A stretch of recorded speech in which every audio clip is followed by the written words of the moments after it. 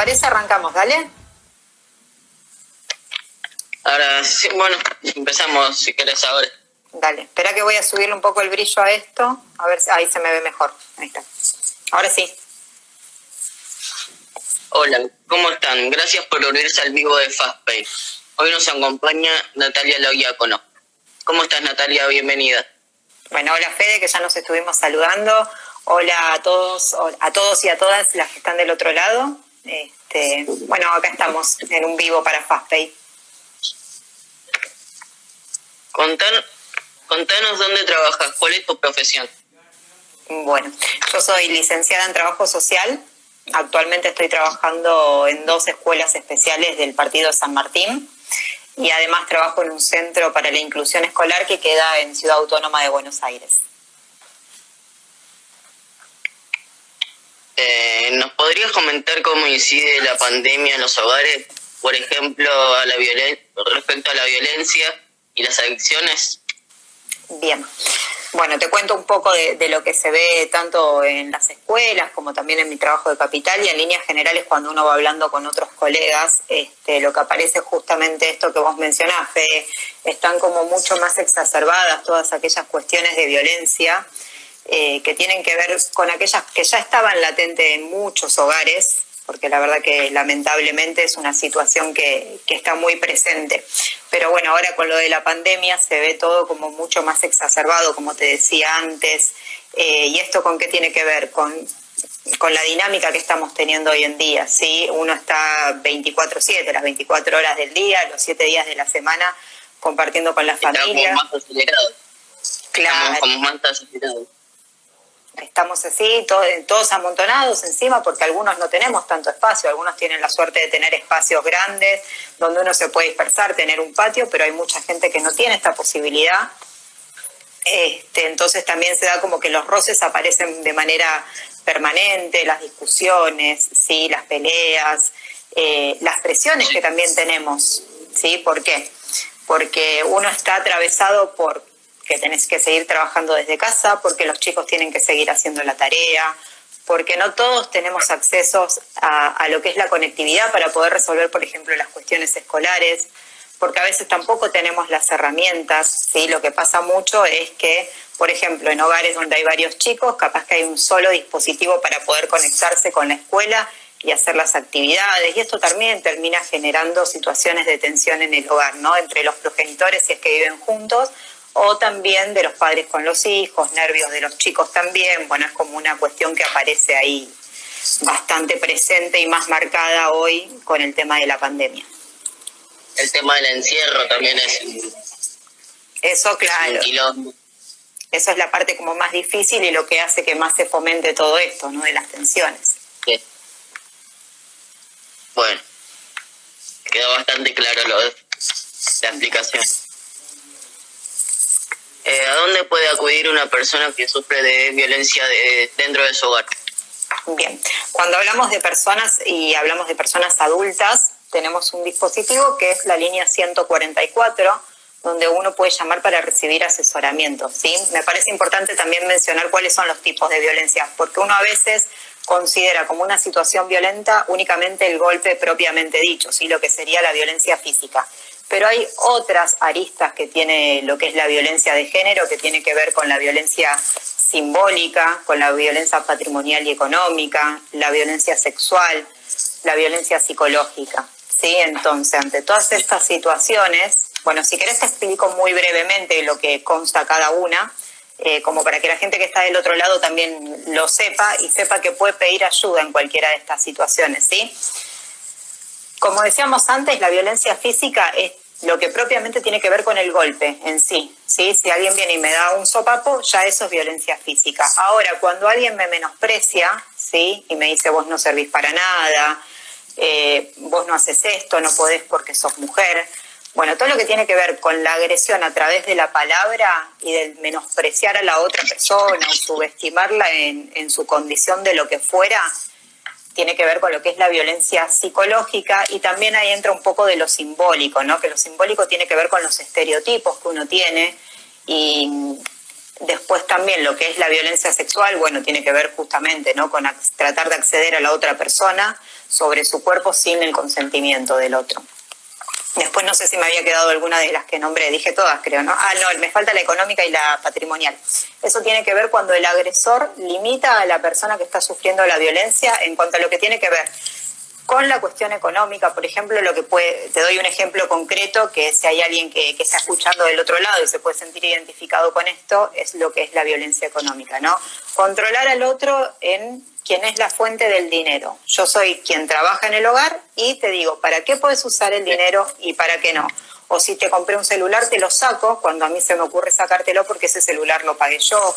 O puede ser con otro tipo de bienes, una moto, un auto, lo que se te ocurra. Así es como manipular a la otra persona a través de las cosas materiales, además del dinero, ¿no?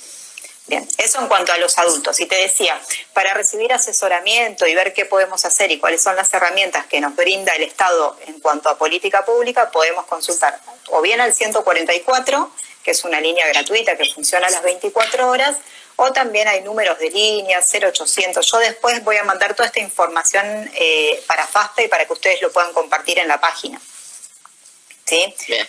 Después, algo que sí, Fede, me gustaría aclarar, que eso es súper importante.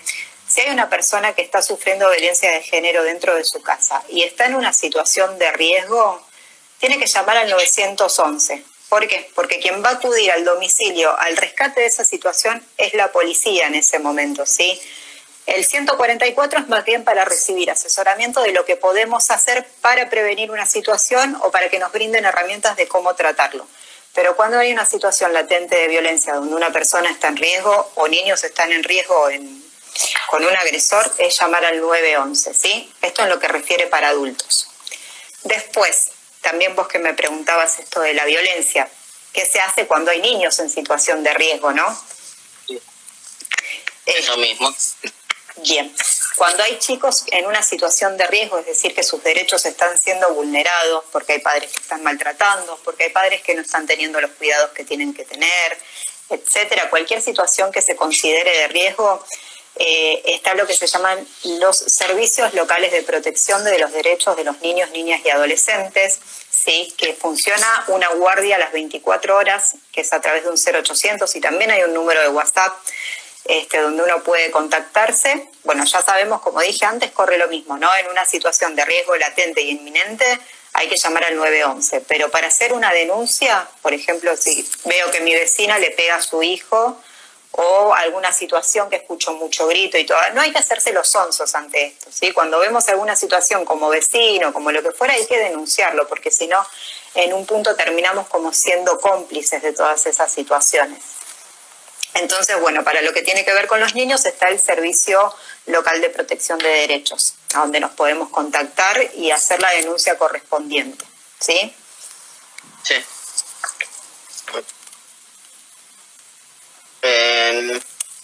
¿Cómo se hace para sacar el CUT o renovarlo en cuarentena? Bien, está complicado ese tema. Seguramente hay más de una persona que está del otro lado que le va a venir bien esta información. Hace una semana, ANDIS, que es la Agencia Nacional de Discapacidad, sacó una resolución que prorrogó todos los vencimientos de los certificados, pero no de todos, sino de lo que vencieron entre el 1 de enero y van a vencer el 31 de diciembre de este año, ¿sí? Los que están incluidos dentro de ese periodo de tiempo tienen un año de prórroga. Por ejemplo, si mi certificado de discapacidad vence el 15 de septiembre, yo tengo el próximo vencimiento, la prórroga me cubre hasta el 15 de septiembre de 2021. ¿Se entiende eso, Fede? Sí. Cualquier cosa vos me interrumpís y me preguntás, ¿eh? Acá estoy viendo uno de los comentarios y dice, a veces la gente no se anima a denunciar por la pregunta anterior.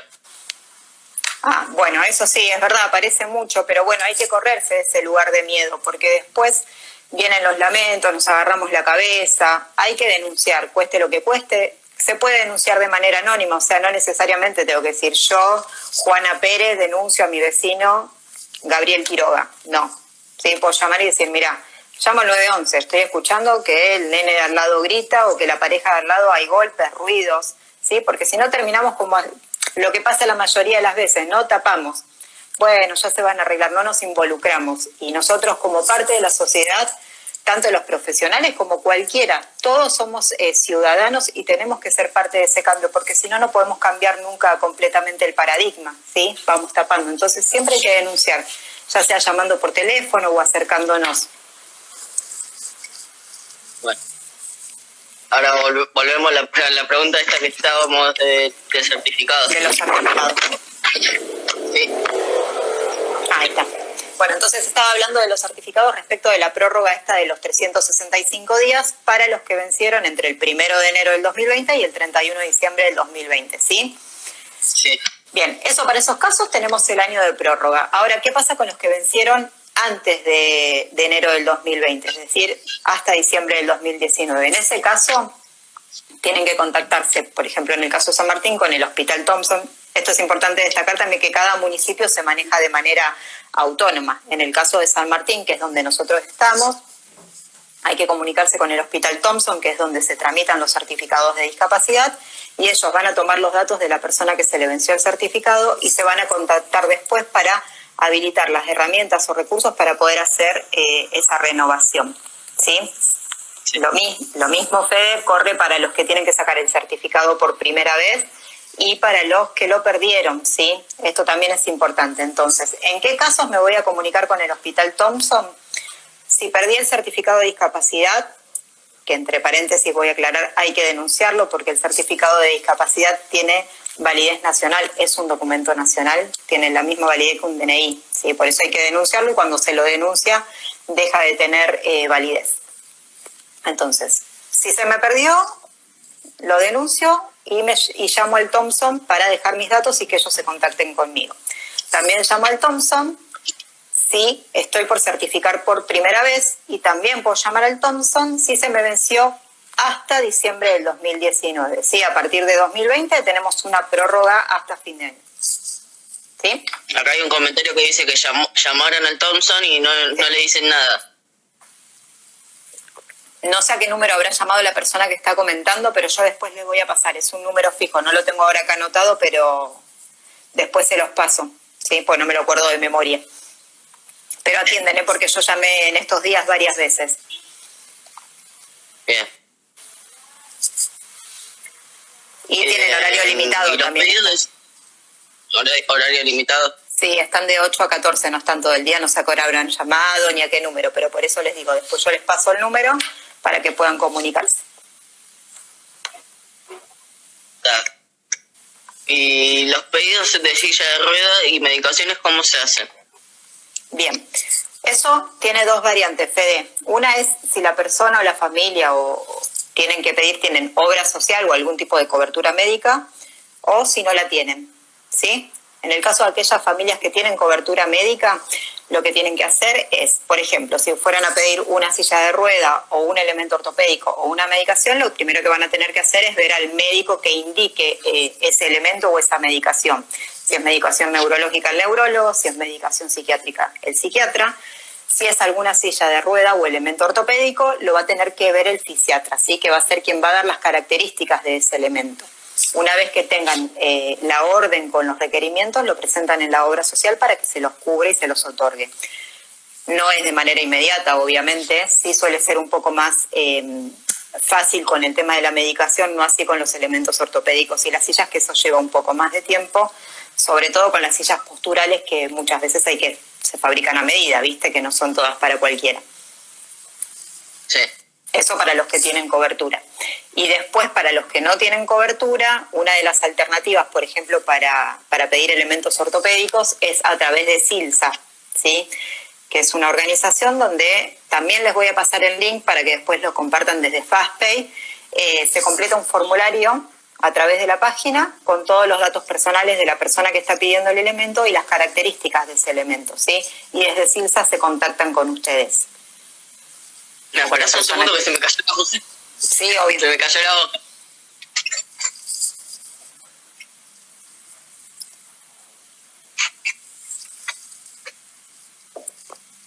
Acá estoy de vuelta. Se había volado la hoja con el viento.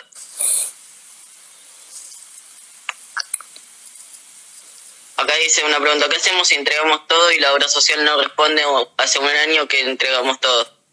Bien, cuando tienen obra social y no responde, hay una alternativa que es a través de la Superintendencia de la Salud. También es todo online, ¿sí? Hay un formulario que se llama Formulario A, donde se completan todas las problemáticas que ustedes tuvieron, que presentaron todo en tiempo y forma, que presentaron y demás, y lo elevan eso vía mail a la Superintendencia de la Salud, ¿sí? Como el paso previo, digamos, a hacer ya algo más formal.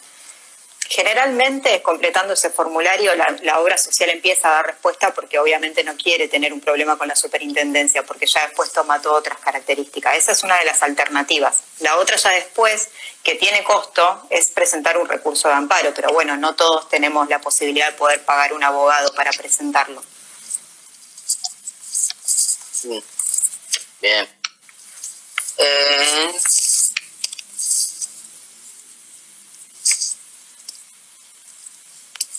En el caso en que no se estén recibiendo los servicios que necesitan, por ejemplo, medicaciones, pañales, etcétera, ¿a dónde se puede reclamar o pedir ayuda?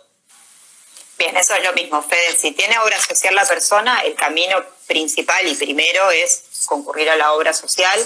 Bueno, en este caso estamos manejándonos todos de manera virtual, ¿no? Y hacer el reclamo. Todos tienen un área específica de discapacidad, ¿sí? La idea es conectar a que sean nuestros intermedios. Se entrecorta todo. Sí, veo que se está cortando. ¿Ahí volvió? ¿Me ves bien ahora, Fede? Ahora sí. Bien. Se entrecortó todo antes. Bueno, no sé a dónde llegué, pero empiezo de vuelta por las dudas porque no sé si al resto de las personas también se le habrá entrecortado. ¿Te repito la pregunta por las dudas o...? Sí, dale, por favor. En el caso en que no se estén recibiendo los servicios que necesitan, por ejemplo, medicaciones o pañales, o etcétera, ¿a dónde se puede reclamar o pedir ayuda? Bien, ahí estábamos. Lo que estaba explicando justamente es esto, que cuando la persona tiene obra social, lo que tiene que hacer es reclamar en su obra social directamente, y lo que estaba avisando también es que todas las obras sociales tienen un área específica de discapacidad, que es a donde nosotros tenemos que acudir para usarlos de intermediarios. Y generalmente en todas estas áreas de discapacidad dentro de la obra social hay una trabajadora social que se ocupa de todas estas cuestiones, ¿sí? Y para los que no tienen cobertura, tienen, la Dirección de Discapacidad del municipio, donde se puede acudir para recibir asesoramiento, que actualmente están trabajando ellos de vuelta a pesar de la pandemia, tienen un horario recortado, pero funciona así la Dirección de Discapacidad hasta los lunes, miércoles y viernes de 9 a 13 horas. ¿Sí? Incluso si alguno no tiene teléfono para poder comunicarse con el Hospital Thompson y demás, en la oficina de discapacidad hay un teléfono disponible para las familias. Bien.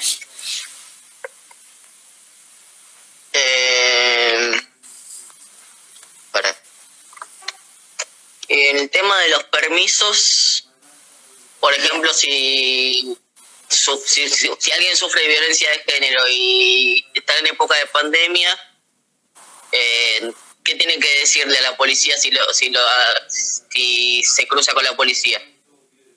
Bien, cuando hay una situación de violencia de género no es necesario tramitar permiso, ¿sí? Puede ir directamente la persona a hacer la denuncia. Es para los casos de violencia, si sé que está yendo a hacer una denuncia, no hace falta dar explicaciones ni detalle de lo que ha sucedido en su casa. Se entrecortó. ¿Te me quedaste ahí colgado? Se cortó, por eso. La persona que sufre violencia de género no necesita dar explicaciones a la policía ni tramitar permiso. Puede salir directamente y con manifestar que está yendo a hacer una denuncia es más que suficiente. No tiene que dar explicaciones ni detalle de lo que le ha sucedido, ¿sí? Eso para las situaciones de violencia de género. Después, sí es importante que quien tenga celular con accesibilidad baje la aplicación Cuidar, ¿sí? Que es un autodiagnóstico que uno tiene que hacer que dura 48 horas. Todo aquel que tenga para circular, para ir a trabajar, para ir a hacer una compra, lo necesita. Después hay permisos especiales también de circulación, que eso ya se tramitan a través de la página argentina.gov.ar, que es para las actividades exceptuadas que pueden salir sin problemas, ¿sí? Pero también hay que tramitar el permiso. Por ejemplo, como te decía, yo trabajo en escuela y en ocasiones tengo que ir al colegio a entregar mercadería o hacer visitas a los domicilios y demás. Entonces, como mi actividad es una de las actividades esenciales y exceptuadas, tuve que hacer un permiso especial. Pero para una denuncia no es necesario. ¿Los hijos de padres separados tienen algún tipo de permiso para visitas? Sí, este año se hace más o menos, sí, a principio de mayo, fue el 5 de mayo si no recuerdo mal, salió una resolución también a nivel nacional que lo que hace es permitir que el hijo de padres separados pueda ir a la casa del otro progenitor una vez por semana, ¿sí? Sin problema, eso se puede aplicar y no hay dificultad alguna. Bien. ¿Alguna pregunta que tengan en los comentarios? Vamos a esperar. Porque yo me quedé sin preguntas acá. Bueno, vamos a ver si la gente tiene alguna pregunta o alguna consulta para hacer.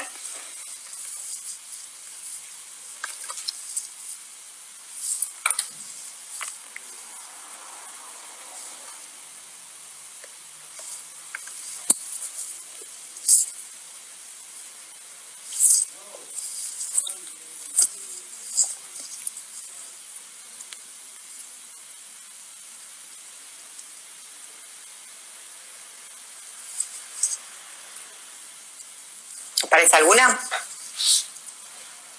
No, por ahora. Bueno, vamos a esperar un ratito, capaz que están pensando.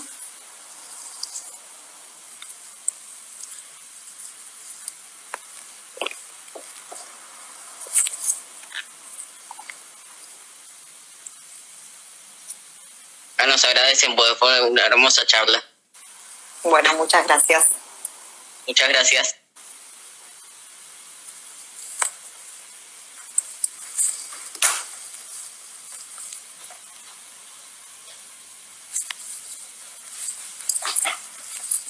No, algo más que se me ocurre que tal vez le pueda servir a la gente que está del otro lado es que a través de la página de ANSES y accediendo con la clave de seguridad social se pueden hacer varios trámites, ¿sí? Que tienen que ver con la asignación universal por hijo, con pensiones por fallecimiento, todo con turno y demás, pero bueno, acá hay una pregunta. A ver. Dice, para que... Hola, buenas tardes. No estoy cobrando la pensión para que te da el ANSES. No sé por qué. Desde que empezó la pandemia y al carnet lo renové en septiembre. El certificado de discapacidad lo renovó en septiembre, según entiendo, y no está cobrando la pensión, se la suspendieron. Bueno, en ese caso justo era lo que estaba diciendo recién. A través de la página de ANSES hay que acceder con la clave de seguridad social del beneficiario y sacar un turno para hacer el reclamo y que pueda recibir el asesoramiento y que le den una explicación por qué se la suspendieron. No deberían haberla suspendido, pero bueno, tendrá que sacar un turno a través de la página de ANSES. A ver, había llegado otra pregunta. Pues. ¿Y las personas de 3 de febrero dónde se tienen que dirigir, Pis? ¿Para qué? ¿Para el certificado de discapacidad? No sé, ¿para qué? No bueno, sé. Yo aclaro. Solamente dice eso. Si es para el certificado de discapacidad, también en la calle Urquiza. Yo no conozco tanto 3 de febrero, pero sé que la dirección de discapacidad está sobre la calle Urquiza, al lado del municipio. Después, si esa persona que pregunta, Fede, aclara alguna cuestión más, se la podemos pasar bien las direcciones y todo, las averiguamos y se las facilitamos. Sí, era para el tema de la discapacidad. Parece.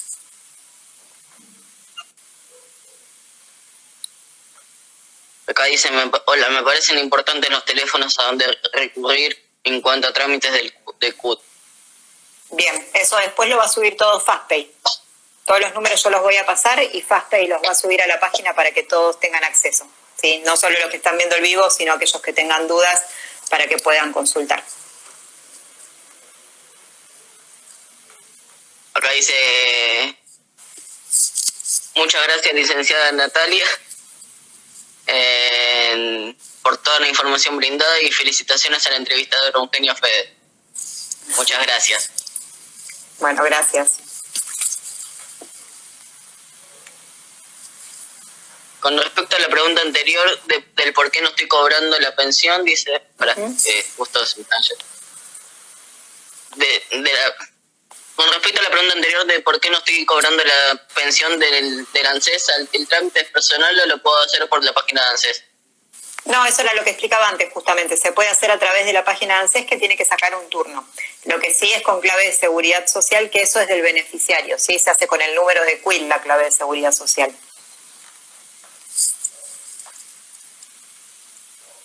Bien.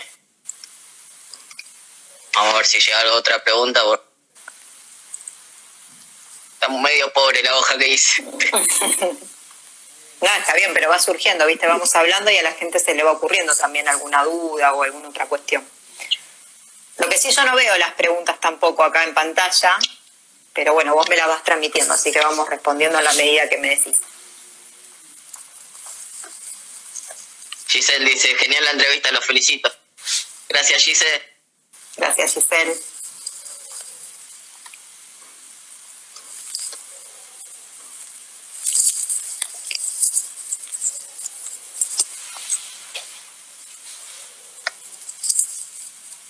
¿Apareció alguna otra, Fede? Ahora no. Bueno, ahí vi que está conectada Brenda. Hola, Bren. Bueno, un besito para todos. Yo saludo mientras.